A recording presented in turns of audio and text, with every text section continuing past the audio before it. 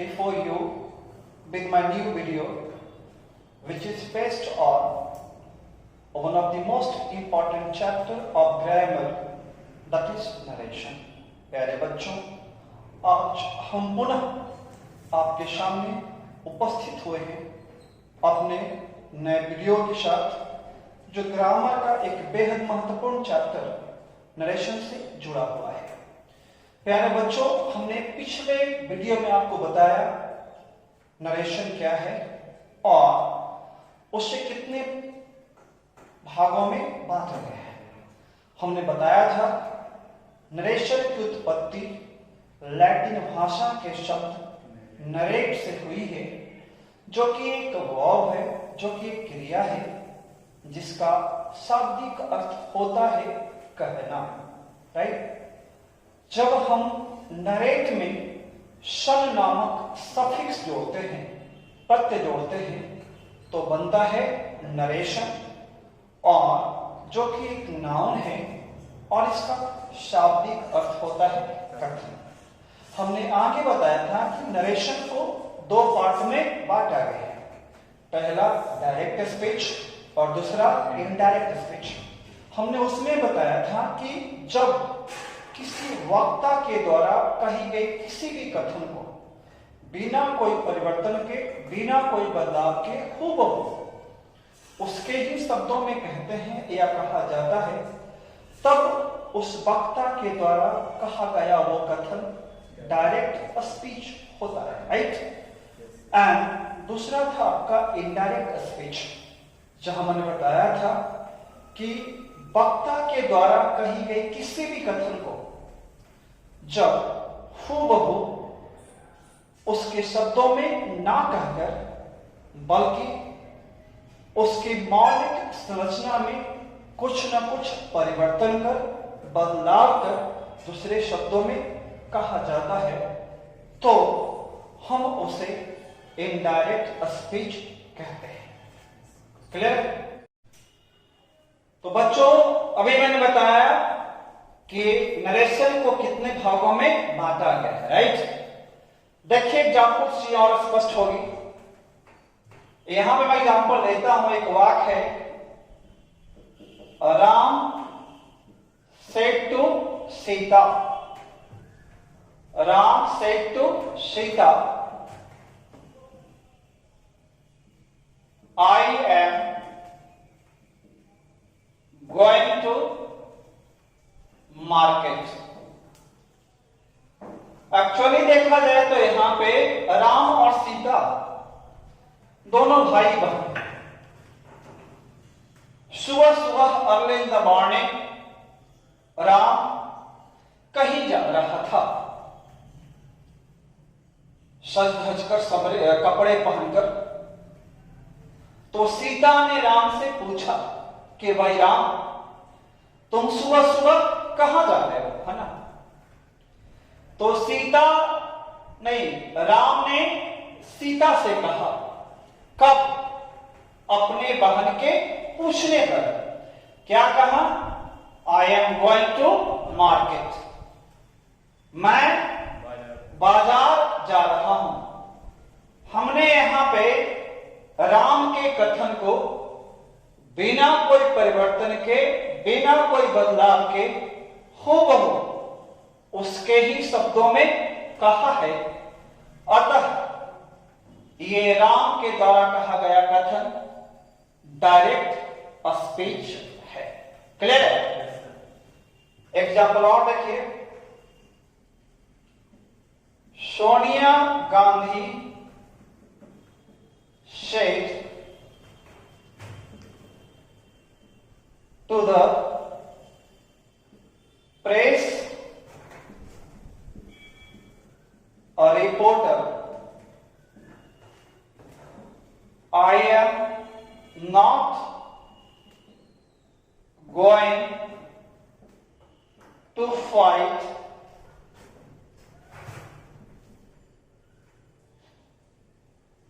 the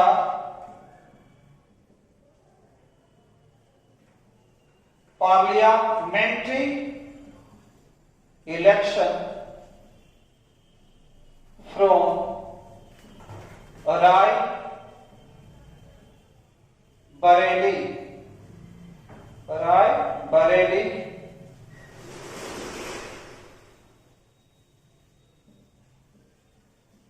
parliamentary constituency. अब देखिए ये स्टेटमेंट टाइम्स ऑफ इंडिया में आई थी आज से कई साल पहले, और तब आई थी जब सोनिया गांधी राजनीति में कदम रख रही थी। तो पत्रकारों ने उनसे पूछा था कि क्या आप भी अपनी सासू मां और अपने पति के नक्शे कदमों पर चलती हुई अपने राजनीतिक सफर की शुरुआत रायबरेली संसदीय क्षेत्र से करेंगी। एक्चुअली रायबरेली जो है गांधी परिवार के लिए लॉन्च पैड समझा जाता है, सेफ जोन समझा जाता है, जहां से उतरने के बाद जीत पक्की है। तो सोनिया गांधी ने जवाब दिया था उन पत्रकारों को और कहा था, I am not going to fight the parliamentary election from Raebareli parliamentary constituency. मैं संसदीय चुनाव रायबरेली संसदीय क्षेत्र से लड़ने नहीं जा रही। हमने सोनिया गांधी के उस कथन को बरसों बाद हूबहू बिना कोई परिवर्तन के उनके ही शब्दों में क्या किया है, रखा है। अतः ये कथन क्या आपका डायरेक्ट स्पीच क्लियर है। अब इसको फिर से कहते हैं, देखिए Ram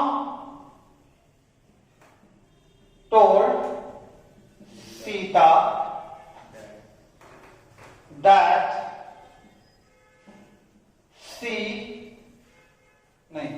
he was going to market।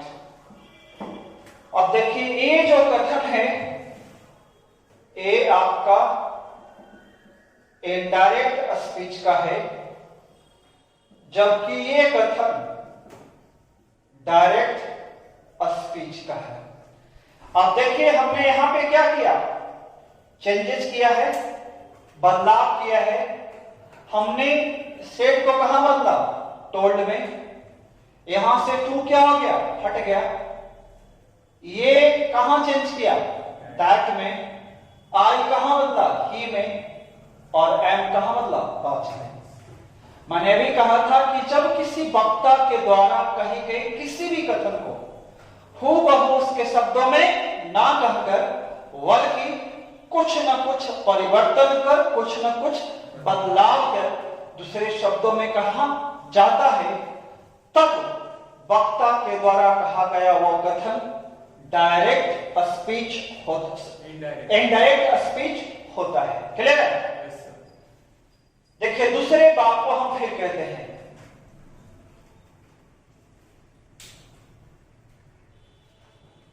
Sonia Gandhi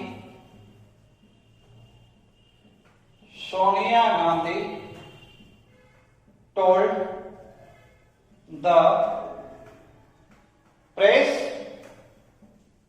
reporters that she is not going to, she was not going to fight the parliamentary election from Rae Bareli parliamentary constituency. अब देखिए, इसके जो पहले वाला जो कथन है वो आपका क्या है, डायरेक्ट स्पीच है, जबकि ये वाला जो कथन है वो आपका इनडायरेक्ट स्पीच है। क्यों? क्योंकि हमने यहां पे क्या किया, परिवर्तन किया। शेड कहां बदला, टोल्ड में। हमने कमेंट में क्या लगाया, दैट का प्रयोग किया। आई कहां बदला, सी में, और एंड कहां बदला जी, वॉच। तो स्पष्ट है कि जब किसी वक्ता के द्वारा कही गई किसी भी कथन को हूबहू उसके शब्दों में ना कहकर दूसरे शब्दों में कुछ न कुछ परिवर्तन कर, बदलाव कर कहा गया हो, तो किसी वक्ता के द्वारा कहा गया वो कथन क्या होता है, इनडायरेक्ट स्पीच होता है। एक अहम बात, कैसे पहचानेंगे कि कौन सा बात डायरेक्ट में है और कौन सा इनडायरेक्ट में? तो समझ लेना है आपको कि जिसमें इन्वर्टेड कॉमा, यानी जिस वाक्य में उल्टा कॉमा लगा हुआ हो, इन्वर्टेड कॉमा लगा हुआ हो, वो क्या होता है, डायरेक्ट स्पीच। और जिसमें इन्वर्टेड कॉमा लगा हुआ नहीं हो, वो क्या होता है, इनडायरेक्ट स्पीच। आगे देखते हैं आज तीसरे पार्ट की तरफ, जिसका टाइटल है some interesting what important facts related to narration. Narration से जुड़ा हुआ कुछ महत्वपूर्ण एवं रोचक तथ्य। प्यारे बच्चों, इसके तहत हम 4 बिंदुओं पे चर्चा करने वाले हैं। हम 4 बिंदुओं पे फोकस करने वाले हैं। पहला है रिपोर्टिंग स्पीच, दूसरा है रिपोर्टिंग वर्ब, तीसरा है रिपोर्टेड स्पीच, और चौथा है रिपोर्टेड वर्ब। प्यारे बच्चों, आपको यूं समझ लेना है कि ये 4 टर्म नरेशन का सबसे महत्वपूर्ण अंग है। They are like the formula of mathematics। प्यारे बच्चों, ये मैथमेटिक्स के फॉर्मूला की तरह। अगर आप अलजेब्रा पढ़ रहे हो, अगर आप ट्रीगो पढ़ रहे हो, तो जब तक आपको अलजेब्रा और ट्रीगो का फॉर्मूला नहीं आएगा, आप उसमें बहुत अच्छा नहीं कर सकते हैं। ठीक उसी प्रकार से अगर आपको नरेशन का ये 4 फॉर्मूला पता नहीं है, तो नरेशन चैप्टर को आगे बढ़ा नहीं पाओगे। इसको दिमाग में होना चाहिए और आपके टंग पर भी हमेशा याद होना चाहिए, क्योंकि जब अगले पार्ट की तरफ बढ़ेंगे, interchange of direct and indirect speech की तरफ, तो इन चारों पॉइंट्स का पग पग यूज होगा, यानी एवरी स्टेप पे आपको इसकी आवश्यकता पड़ेगी। इसलिए यहां पे इसे ध्यान से समझना है। कॉपी में आप नोट डाउन कर लेंगे और इसे रिमेंबर कर लेंगे, इसे याद कर लेंगे, तभी आगे आप नरेशन बना पाएंगे, अन्यथा नरेशन बन नहीं पाएगा। तो देखते हैं पहला टर्म, वो है रिपोर्टिंग स्पीच। जहां मैंने लिखाया है कि डायरेक्ट स्पीच का वह पार्ट, प्रत्यक्ष कथन का वो हिस्सा जो कॉमा तथा इन्वर्टेड कॉमा के बाहर होता है, और रिपोर्टिंग स्पीच कहलाता है। अंग्रेजी में कहें तो the part of direct speech which is outside of comma and inverted comma, it is known as direct speech। देखिए एग्जांपल देते हैं, मैंने आपको अभी दिया था राम said to मोहन, राम ने मोहन से कहा, सीता से ना, Ram said to Sita, I am going to market। बच्चों मैंने बताया था आपको अभी कि अगर किसी वाक्य में क्या लगा हो, इन्वर्टेड कॉमा लगा हो, राइट, तो वह क्या होता है, डायरेक्ट स्पीच का वाक्य होता है। और अभी मैं बताया आपको रिपोर्टेड स्पीच, जहां मैंने बताया कि डायरेक्ट स्पीच के वाक्य का वह हिस्सा जो कहां होता है, कॉमा और इन्वर्टेड कॉमा के बाहर होता है, और वो रिपोर्टिंग स्पीच कहलाता है। क्लियर? अगला पॉइंट है रिपोर्टिंग वर्ब, जहां मैंने बताया रिपोर्टिंग स्पीच में कर्ता के तुरंत बाद, सब्जेक्ट के जस्ट बाद आने वाले वर्ब को क्या कहते हैं, रिपोर्टिंग वर्ब कहलाता है। The verb in reporting speech occurring just after the subject is known as reporting verb। तो बच्चे आप यहां पे गौर से देखें तो पाएंगे राम यहां पे क्या है, सब्जेक्ट है, और इसके बाद जो वर्ब आया है क्या, सेट, ये आपका रिपोर्टिंग वर्ब है। ध्यान देना है कि यहां पे कोई जरूरी नहीं है कि वर्ब सेड ही आए, कर्ता के बाद जो भी वर्ब हो, से हो, सेज हो, शेड हो, टोल्ड हो, आस्क्ड हो, जो भी वर्ब आएगा वो क्या हो जाएगा, reporting verb. Is that clear? आगे देखते हैं रिपोर्टेड स्पीच, जहां बताया कि डायरेक्ट स्पीच के वह हिस्सा या भाग जो इन्वर्टेड कॉमा के अंदर होता है और रिपोर्टेड स्पीच कहलाता है, राइट।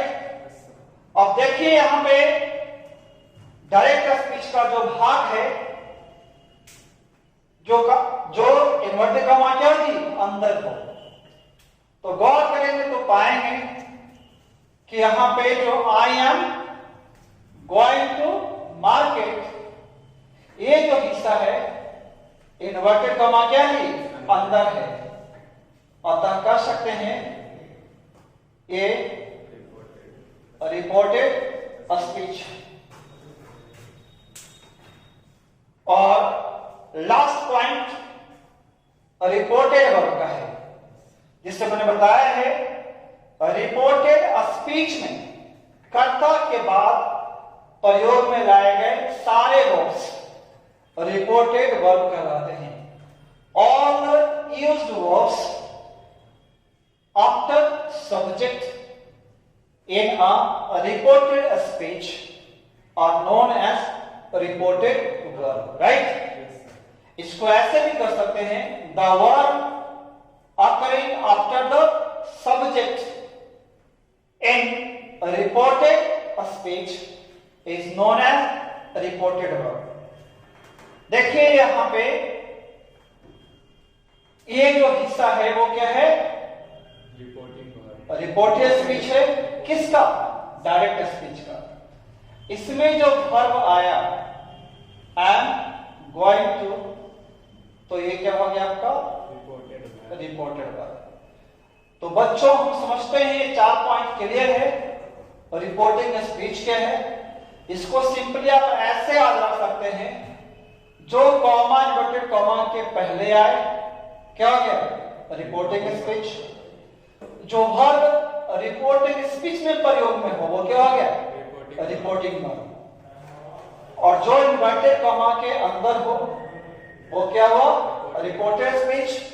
और रिपोर्टेड स्पीच में जो वर्ब प्रयोग में आए वो क्या हो गया, रिपोर्टेड वर्ब।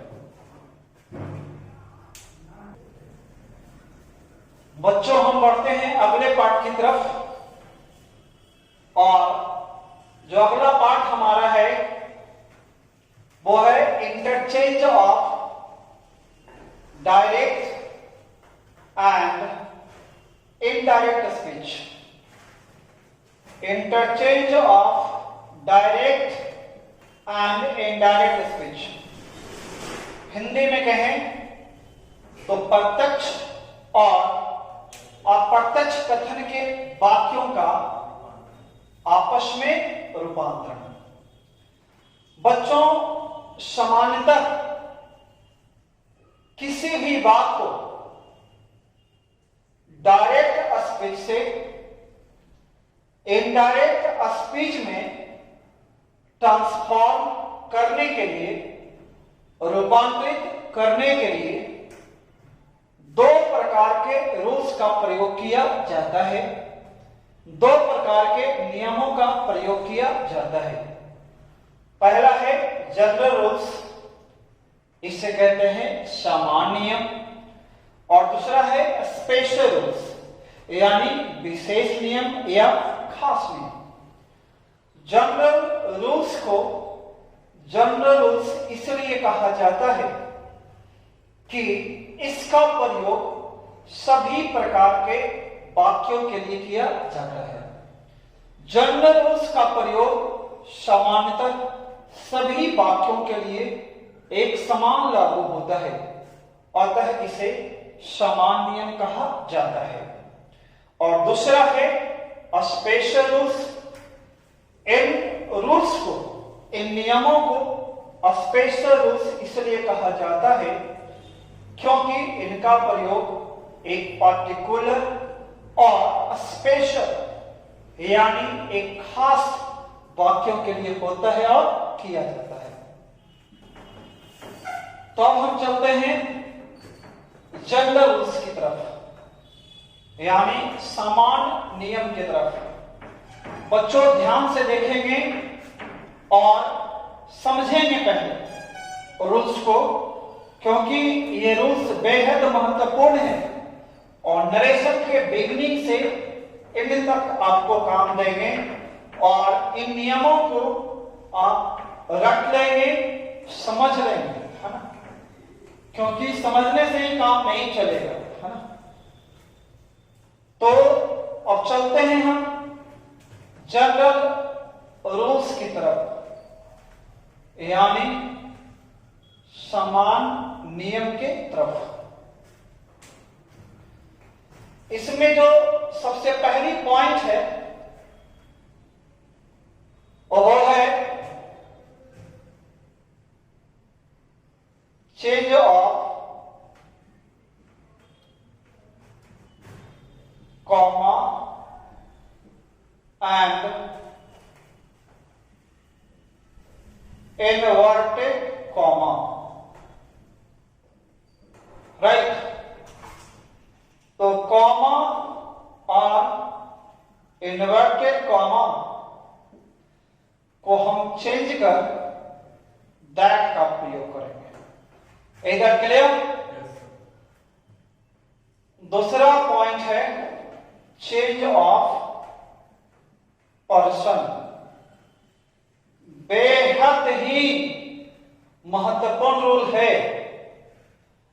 क्योंकि नरेशन में सबसे डिफिकल्ट जो रूल्स हैं फॉलो करना वो है चेंज ऑफ पर्सन। अगर वाक डायरेक्ट स्पीच में हो तो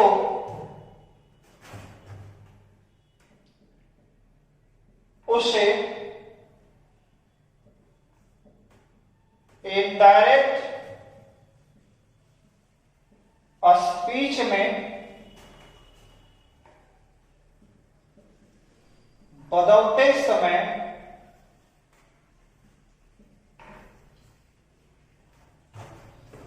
रिपोर्टेड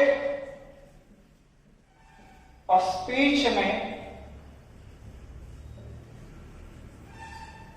प्रयोग में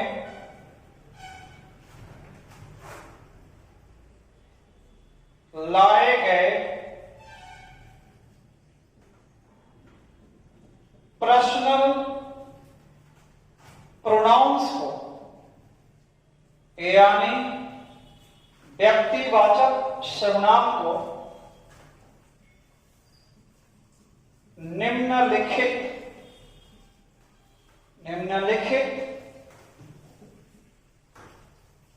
रूल्स के अनुसार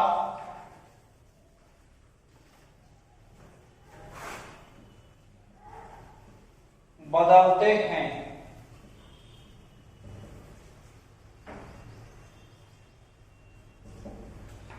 पहला, यानी दूसरा पॉइंट का पॉइंट ए लिखेंगे। The pronouns of first person I, me, my, mine, we, us, our and ours change according to the subject of a reporting verb।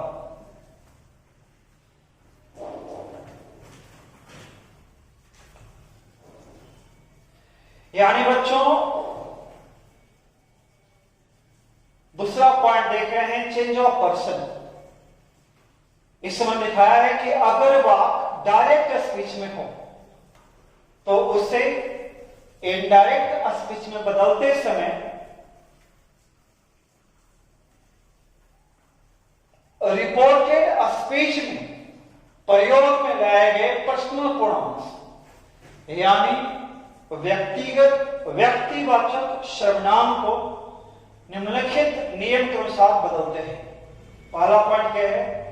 The pronouns of first person, bracket में लिखा हुआ है I, me, my, mine, we, us, our और ours, ये बदलते हैं कैसे? Change according to the subject of reporting verb, ये बदलते हैं रिपोर्टिंग वर्ब के कर्ता के अनुसार। क्लियर? अब बोलोगे सर नरेशन में प्रोनाउन पढ़ा रहे हो, तो बेटा नरेशन ग्रामर का, इंग्लिश ग्रामर का सबसे कॉम्प्लिकेटेड चैप्टर है, सबसे जटिल चैप्टर है। इसमें आपको जो चैप्टर ध्यान में रखना होगा वो है पहला प्रोनाउन, दूसरा सेंटेंस, तीसरा टेंस और चौथा नरेशन। यानी कहें तो नरेशन राजा है, राइट, और प्रोनाउन, सेंटेंस और टेंस ये इसके नौकर है, इसके गुलाम है।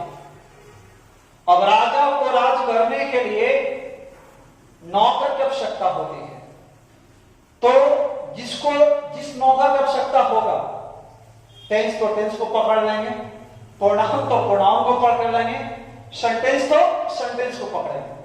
अभी देखिए हम प्रोनाउन को पकड़े हुए हैं, राइट। तो ये 3 चैप्टर अगर आपका क्लियर है तभी जाकर क्वेश्चंस क्या होंगे, आपको क्लियर होंगे। आधे बच्चों को तो पूरा कैरियर बीत जाता है ना, यानी बच्चे मैट्रिक से 11th से 12th ग्रेजुएशन कर लेते हैं, लेकिन उन्हें नरेशन समझ में नहीं आता है ना? और मैं भी उन लोगों में से एक था और एक हूं जिन्हें जब तक पढ़ा ग्रेजुएशन तक मेरा नरेशन क्लियर नहीं रहा। अब क्यों नहीं रहा? क्योंकि कंसेप्ट अच्छी नहीं मिली थी जहां मैंने पढ़ा था। लेकिन आप ट्रस्ट करो, विश्वास करो, जो कंसेप्ट आपको मैं यहां पे दे रहा हूं, इस कंसेप्ट को फॉलो करोगे, नरेशन आपका जिस स्टैंडर्ड में पढ़ते हो उस स्टैंडर्ड में क्या हो जाएंगे, क्लियर हो जाएंगे। क्योंकि ये जो मेरा कंसेप्ट है एक यूनिक कंसेप्ट है। तो चलते हैं दूसरे पॉइंट की तरफ। The pronouns of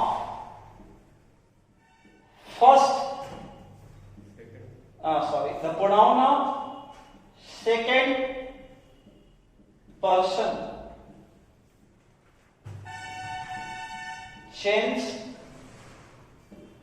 according to the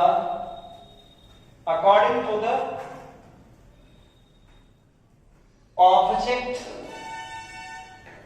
of a reporting verb।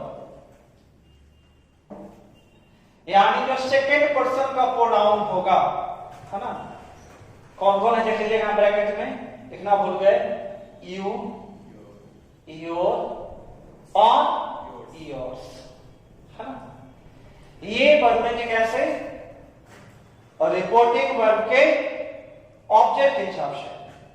यानी अगर किसी भी बात को बदलते हैं डायरेक्ट से इनडायरेक्ट स्पीच में, तो सेकेंड पर्सन का प्रोनाउन कैसे बदलेगा, ए बदलेगा रिपोर्टिंग वर्ब के ऑब्जेक्ट के हिसाब से।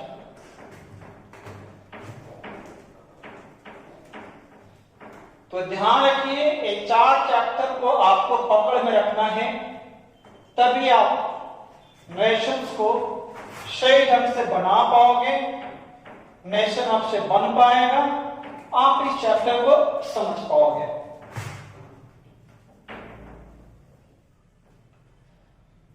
तीसरा point,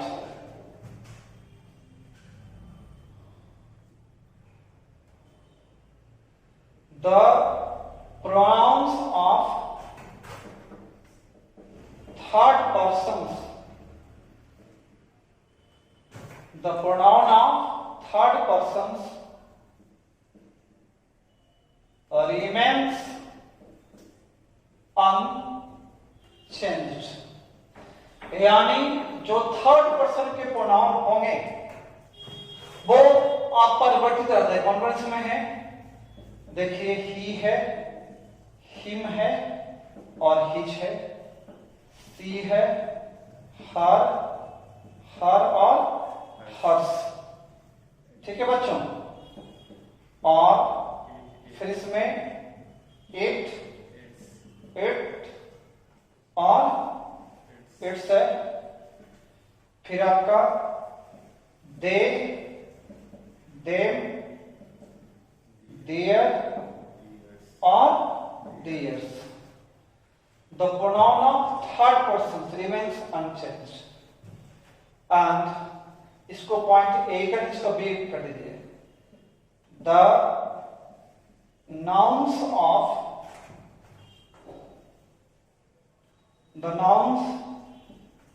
are also remains unchanged whether they are plural or singular। अगर रिपोर्टेड स्पीच में एक नाउन का प्रयोग किया जाता है तो वह नाउन भी क्या रहेगा, अपरिवर्तित रहेगा, उसमें कोई परिवर्तन या बदलाव नहीं होगा, राइट। इस फार्मूला को याद करने का एक बेहद आसान टेक्निक है, एक बेहद आसान तकनीक है। सिंपली से आप ऐसे याद रख सकते हैं, इतना लैंग्वेज में जाने की आवश्यकता नहीं। फर्स्ट पर्सन सब्जेक्ट के अनुसार, सेकेंड पर्सन ऑब्जेक्ट के अनुसार और third person noun change. In grammar this rule is known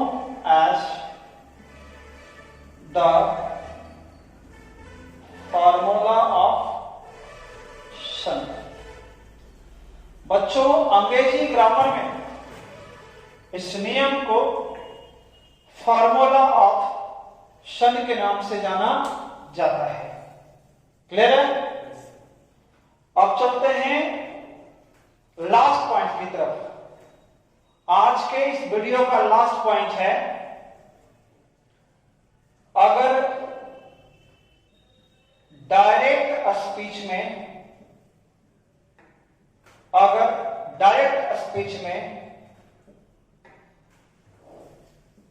reporting verb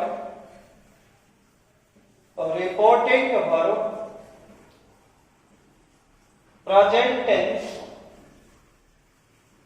या फ्यूचर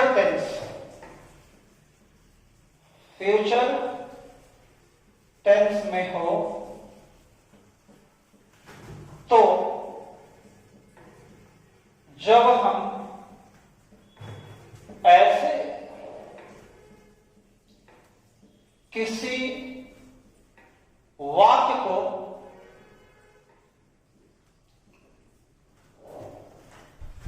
बदलते हैं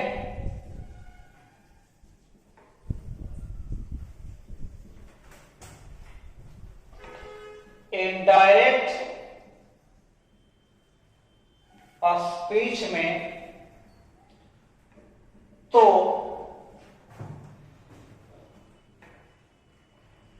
रिपोर्टेड वर्ब के टेंस में किसी प्रकार का परिवर्तन या बदलाव नहीं होता है। फिर चौथा rule, if in the direct speech reporting verb is in present tense or future tense, then if we transform such sentences into indirect speech, then there is no change in the tense of reported verb. यानी अगर direct speech में reporting verb present tense में हो या future tense में हो, तो जब हम ऐसे किसी भी बात को बदलते हैं कहां, इनडायरेक्ट स्पीच में, तो रिपोर्टेड वर्ब के टेंस में किसी प्रकार का परिवर्तन या बदलाव नहीं होता है। बच्चों, जब हम अगले वीडियो में आएंगे या जब हमारी आप अगले वीडियो देखेंगे, तो हम आशा करते हैं आप इन सारे नियमों को भली भांति समझ लेंगे और याद कर लेंगे। Right? Thank you, that's all.